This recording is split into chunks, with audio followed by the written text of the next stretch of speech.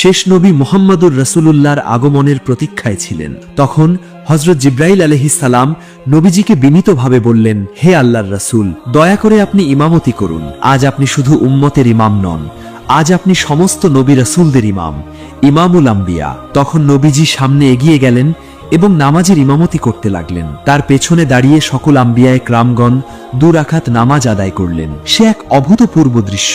সৃষ্টির শ্রেষ্ঠ মানব সামনে, আর তার পেছনে দাঁড়িয়ে একত্ববাদের সাক্ষ্য দিচ্ছেন লক্ষাধিক নবী রাসূল। নামাজ শেষে নবীজি সবার সাথে কুশল বিনিময় করলেন। সবার মাঝে এক অদ্ভুত আধ্যাত্মিক সংযোগ তৈরি হলো।